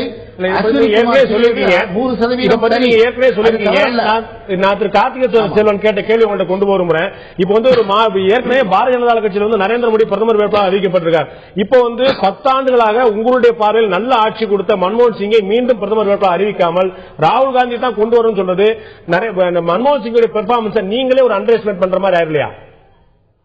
இல்ல சார், அதாவது ஒரு கட்சி யாரை வந்து பிரதமராக வைப்பது என்பது அந்த கட்சியினுடைய உரிமைகள். இதிலே மற்றவர்கள் கேள்வி கேட்பதற்கு பதிலில்லை. அது வாக்காளர்கள் தான் தீர்மானிக்க வேண்டும். ஒருவரை முன்னிறுத்தி நிற்கிற போது, அவரை பிரதமர் வேட்பாளராக அறிவிக்கிற போது, அவர் பிரதமர் வேட்பாளராக வருவதற்கு அந்த ஆட்சிக்கு அனுமதி தருவதா வேண்டாமா என்பது வாக்காளர்கள் தான் முடிவு செய்ய வேண்டுமே தவிர நீ யார் அவரை அறிவிப்பது என்பது கேள்வி கேட்பதற்கு யாருக்கு உரிமை இல்லை. அதே மாதிரி பிரதமர் இன்னைக்கு சொல்லியிருந்தாருன்னா பிரச்சனை கிடையாது. பிரதமர் இன்னைக்கு எந்த ஒரு கட்சி தலைமைக்கும் நிச்சயமா அதுக்கான உரிமை இருக்கு. கட்சி தான் முடிவு பண்ணணும் பிரதமர் வேட்பாளர் யாருங்கிறத முடிவு பண்ற உரிமை கட்சிக்கு தான் இருக்கு. ஆனா இது ஒரு அப்சர்வேஷன் தான். ஏன் வந்து ஒரு நல்ல திறமையாக செயல்படுகின்ற ஒரு பிரதமரை மாற்றி விட்டு புதிதா ஒருத்தர் வரணுமே அப்படின்னு ஒரு எண்ணம் வரும்போது இப்படியான ஒரு அப்சர்வேஷன் தான் சொல்றேன். இதுல வந்து உங்களுக்கான உரிமையை கட்சி தலைமைக்கு கட்டாயம் உரிமை இருக்கு. இருங்க, யாரும் என்னை கட்டாயப்படுத்தவில்லை. அவர் 10 ஆண்டுகள் பிரதமராக இருந்து விட்டார். 10 ஆண்டுகள் பிரதமராக இருந்து விட்டார். அவருக்கு மீண்டும் அதை தொடர்வதற்கு அவருக்கு பல காரணங்களால் அவருடைய உடல்நிலையோ எதுவோ அவரால் தொடர்ந்து இருக்க முடியாமல் போயிருக்கலாம். முறை சந்திப்பிலேயே கூட அவர் அந்த மாதிரி எந்த கருத்துக்களையும் சொல்லல. தன்னுடைய உடல்நிலை அவர் வந்து பிரதமரா இருக்க மாட்டேன்னு சொல்லி சொல்லல. அடுத்தவருடைய எம்பி பதவியும் கூட இருக்குது, மந்திரி பதவி கூட கிடைக்கலாம். திரும்ப பிரதமராக இருந்து விட்டு மந்திரியாக இருக்க முடியாது. நான் என்ன சொல்கிறேன் என்றால், அவர் என்ன காரணம் என்பதை சொல்ல வேண்டிய அவசியம் இல்லை. 3வது முறை நான் பிரதமராக இருக்க வேண்டியதில்லை என்று அவர் முடிவெடுத்ததற்கு காரணம், ஒருவேளை அவருக்கு ஏற்கனவே பலமுறை சொல்லியிருக்கிறார் ராகுல் காந்தி அமைச்சரவையில் சேர வேண்டும், இந்த அமைச்சரவைக்கு இன்னும் பலம் சேர்ந்திருக்கும் என்று கூட இன்று சொல்லியிருக்கிறார். ஆகவே ராகுல் காந்தி வர வேண்டும் என்கிற எண்ணத்தில் கூட நான் 3வது முறை வேண்டாம் என்று அவர் சொல்லியிருக்கலாம். இப்போ வந்து கிட்டத்தட்ட உறுதியாகிவிட்ட விஷயம் ராகுல் காந்தி தான் காங்கிரசுடைய பிரதமர் வேட்பாளர். இதுவரைக்கும் வந்து அரசு புரசலாக பேசப்பட்ட விஷயம் இன்று அதிகாரப்பூர்வமாக கிட்டத்தட்ட வெளிவந்து விட்டது. மன்மோகன் சிங் அந்த போட்டியில் இல்லை. இப்போது நேரடியாக ராகுல் வெர்சஸ் நரேந்திர மோடி என்று வந்துவிட்டது. உங்களுக்கு இதில் மகிழ்ச்சியா வருத்தமா? ராஜா, அதாவது திரு ஞானதேசன் அவர்கள் சொன்னதுபடி காங்கிரஸ் கட்சியில யார பிரதமர் வேட்பாளராக கொண்டு வரணுங்கிறது அவங்க உரிமை. அதுல நான் தலையிட விரும்பல. ஆனால் இந்த 4 மாநில தேர்தலுக்கு பிறகு பிரதமர் தான் காரணம், அவர் ஒரு லயபிலிட்டின்னு காங்கிரஸ் கட்சியில பல தரவுகளும் பேசினார்கள். அதனால் கூட மனம் நொந்து போய் டாக்டர் மன்மோகன் சிங் இந்த மாதிரி இன்னைக்கு அறிவிச்சிருக்கலாம். ஆனால் அது இன்றைக்கு நான் அதை வரவேற்கிறேன். நரேந்திர மோடி அவர்களா ஒரு நிரூபிக்கப்பட்ட திறமையான நிர்வாகியா அல்லது ஒரு கட்சிக்குள்ளே கூட பிரதமர் எடுக்கிற முடிவை நான்சென்ஸ் டான் த்ரோன் என்று எடுத்தேன் கவிழ்த்தேன் என்று ஒரு மெச்சூரிட்டி இல்லாத ஒரு லீடர்ஷிப்பாங்கிறத மக்கள் முன்பாக வைக்கும் பொழுது மக்கள் யாரை தேர்ந்தெடுப்பார்கள் என்பதில் எனக்கு எந்த விதமான சந்தேகம் இல்லை. ஆனால் திரு ஞானதேசன் அவர்கள் சொன்ன ஒரு விஷயத்தை நான் இங்கே தெளிவுபடுத்த விரும்புகிறேன்.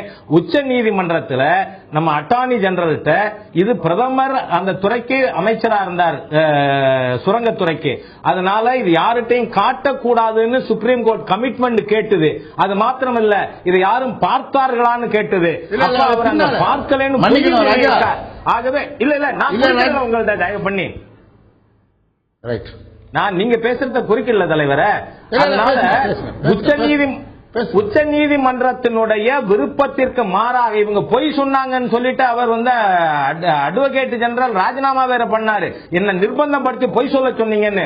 அதனால இது வந்து வெட்டிங்கிறது வந்து நார்மல் ப்ரொசீஜரா இருக்கலாம். ஆனால் இது பிரதமரே சம்பந்தப்பட்ட துறைங்கிறதுனால உச்ச நீதிமன்றமே நீங்க பார்க்க கூடாது, யாருக்கும் காட்டக்கூடாதுன்னு சொல்லியோ மீறி செய்தார்கள். ஆக அந்த இடத்துல மறைக்க வேண்டிய நிர்பந்தம், பிரதமரை காப்பாற்ற வேண்டிய நிர்பந்தம் காங்கிரசுக்கும் அரசாங்கத்துக்கும் இருந்ததனால அவர்கள் தவறு செய்தார்கள். காங்கிரஸ் ஒரு நிர்பந்தம் என்ன சொன்னீங்க, நம்ம தொடர்ந்து விவாதிக்கலாம். இதுல வந்து முக்கியமாக நாம வந்து விவாதித்துக் கொண்டிருக்கோம் இந்த பிரதமர் பத்திரிகையாளர் சந்தித்ததை பற்றி. பிரதமருடைய பத்திரிகையாளர் சந்திப்புக்கு பிறகு மக்கள் மத்தியில் அவர் பற்றிய பார்வை என்னவா இருக்கிறது? மக்கள் இந்த பிரதமருடைய பத்திரிகையாளர் சந்திப்பை பார்த்த பிறகு மக்கள் பிரதமரை பற்றி என்ன நினைக்கிறார்கள் என்று குறுஞ்செய்தி மூலமாக அவர்களை கேட்டிருந்தோம். அவருடைய கருத்து என்னவா இருக்கிறது இப்போது பார்க்கலாம்.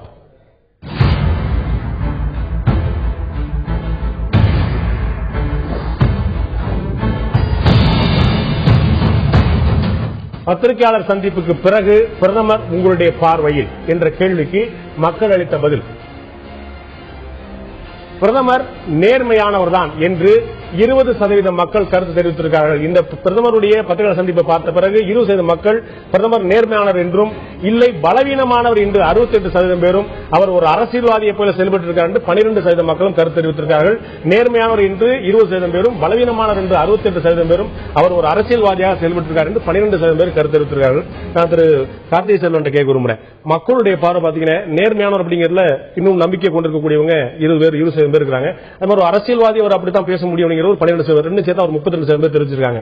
68% பேர் அவர் வந்து ஒரு பலவீனமான பிரதமர் என்ற குற்றச்சாட்டு சரிதான் அப்படி கருத்து தெரிவிச்சிருக்காங்க. உங்களுடைய பார்வை? நிச்சயமா நாடு முழுக்க வந்து ஒரு காங்கிரஸ் அரசாங்கத்துக்கு எதிரான ஒரு எண்ணம் உருவாக்கப்பட்டிருக்கு. அதுல வந்து மாற்று கருத்து இல்ல. தொடர்ச்சியா யூபிஏ 2வது அரசாங்கத்திலிருந்து எழுப்பப்பட்ட நிறைய ஊழல் குற்றச்சாட்டுகள் அதுக்கு முக்கியமான ஒரு காரணமாக இருக்கு.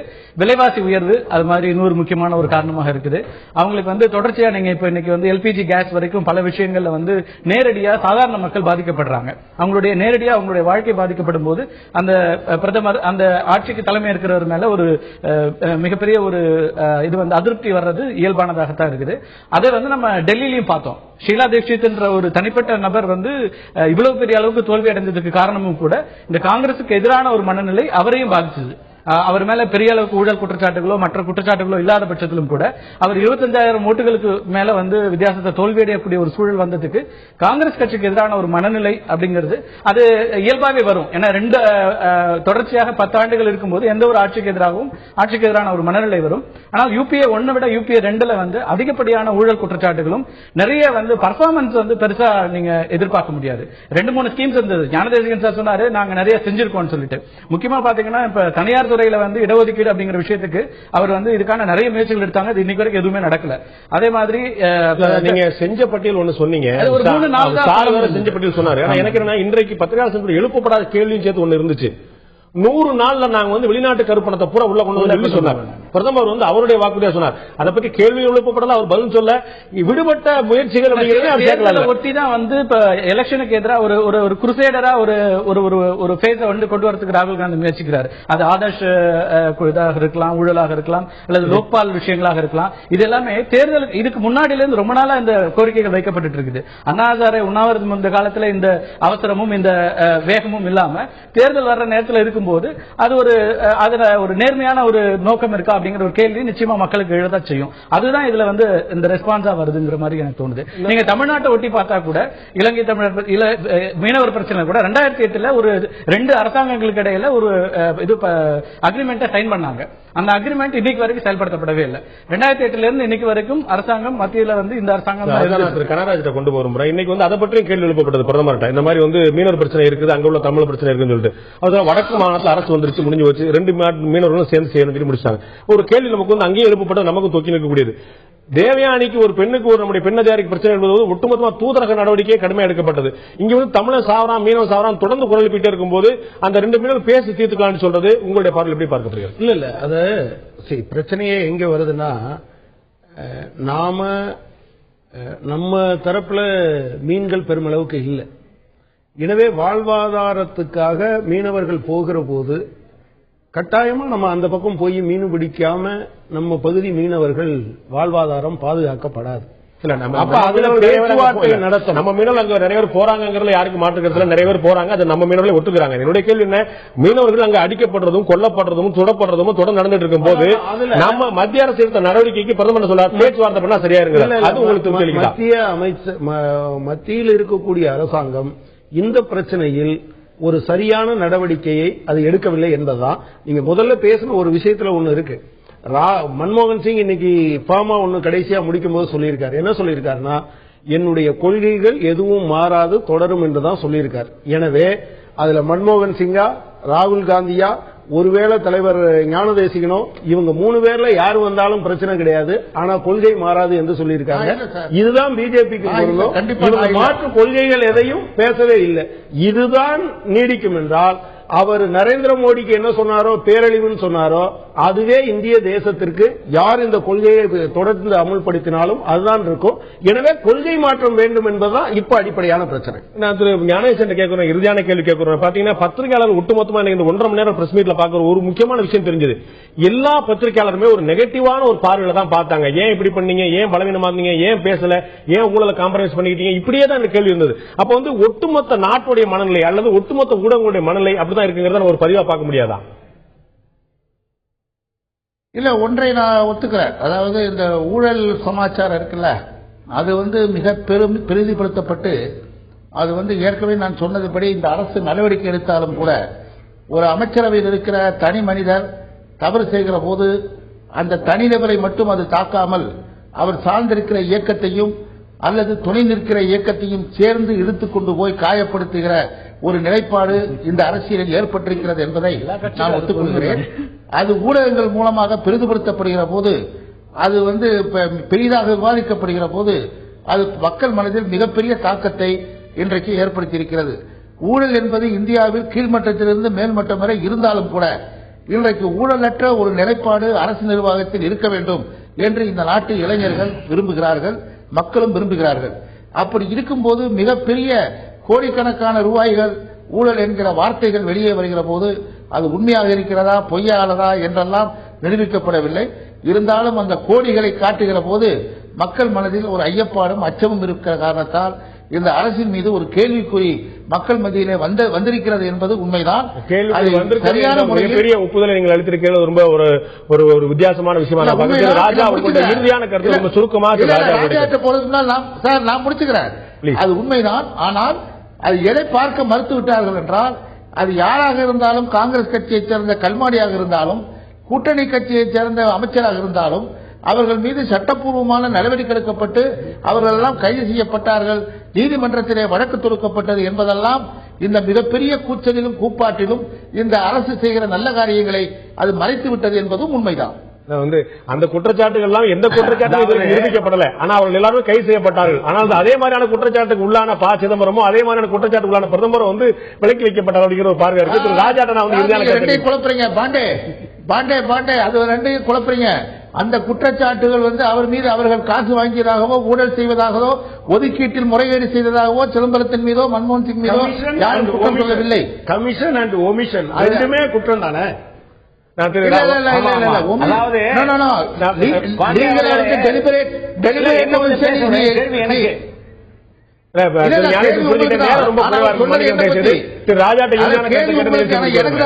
கேட்கிறாரு, நீங்க சிதம்பரமும் மன்மோகன் சிங் கொண்டு வராங்க, மிகப்பெரிய தவறு. இல்ல குற்றச்சாட்டுக்கு ஆளானா சொல்றேன், அவங்க குற்றம் செய்தாங்க நிச்சயமா சொல்ல மாட்டேன். இல்ல குற்றச்சாட்டுக்கு யார் ஆளானார்கள்? குற்றச்சாட்டு சிஏஜியோ யாரோ சொல்லவில்லை, சிஏஜியோ யாரும் சொல்லவில்லை, ஈவன் ராஜா கூட சொல்லல. அவங்களுக்கு தெரியும் என்றுதான் சொல்கிறாரே தவிர அவர்கள் இதில் சம்பந்தப்பட்டிருக்கிறார்கள் என்று அவர் சொல்லவில்லை. அவர்களோட பேட்டியில கூட அவர் தொடர்ச்சி அதே தான் சொல்லியிருக்காரு.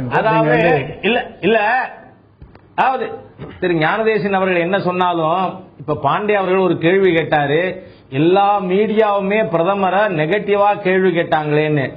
இப்ப மீடியா மாத்திரமில்ல, ஊடகங்கள் மட்டுமில்ல, இப்ப உங்களுடைய நேயர்களுடைய பதிலும் அதைத்தான் காட்டுது. பிரதமர் அவர்கள் பலவீனமானவர், உண்மையை வெளிப்படையா பேசல என்பதை பற்றி, அவர் நேர்மையாக பேசவில்லை என்பதை 68% பேர் சொல்லி இருப்பதுதான் இந்த நாட்டினுடைய உணர்வு. ஏனென்றால் இந்த அரசாங்கம் பற்றிய புரிதல் மக்களுக்கு இவர்கள் இந்த 10 ஆண்டுகளிலே பல லட்சக்கணக்கான கோடி ரூபாய் இந்த தேசத்திற்கு இவர்கள் இழப்பு ஏற்படுத்தி இருக்கிறார்கள். அதன் மூலமாக மிகப்பெரிய பொருளாதார சீரழிவு நடந்திருக்கிறது. 2009 நீங்க சரியா சொன்னது மாதிரி நாங்க ஆட்சிக்கு வந்தா வெளிநாட்டில் இருக்கின்ற கருப்பு பணம் 25 லட்சம் கோடிக்கு மேல இருக்கிறத 100 நாள்ல கொண்டு வருவோம். நாங்க இன்னமும் மற்ற நாடுகளோடு ஒப்பந்தமே போடல. 68 நாடோட அக்ரிமெண்ட் போட்டிருக்கோம். நான் இடையில பேசுறேன், நீங்க இடையில குறிக்கிறீங்க.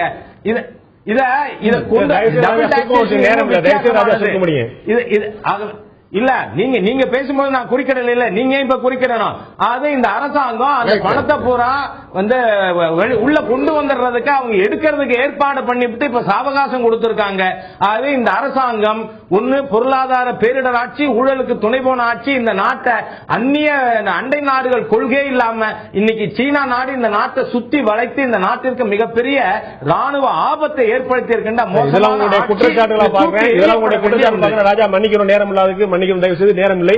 இது போன்ற குற்றச்சாட்டுகள் இருக்கிறது, காங்கிரஸ் இதற்கான பதில்களும் இருக்கிறது.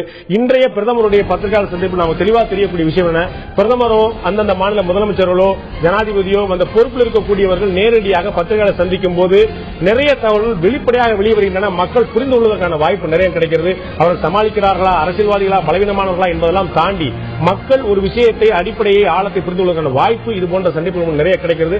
அப்படி ஒரு சந்தர்ப்பத்தை ஏற்படுத்திய பிரதமருக்கு நிச்சயமாக நன்றி சொல்லித்தான் வேண்டும். இந்த நிகழ்ச்சியில் கலந்து கொண்டு கருத்து தெரிவித்த திரு கார்த்திகை செல்வன் அவர்கள், திரு கனகராஜ் அவர்கள், திரு ராஜா அவர்கள், திரு ஞானதேசன் 4 பேருக்கும் நன்றி. பார்த்த உங்களுக்கும் நன்றி நண்பர்களே. மீண்டும் இன்னொரு நிகழ்ச்சி சந்திப்போம். அதுவரை நன்றி, வணக்கம்.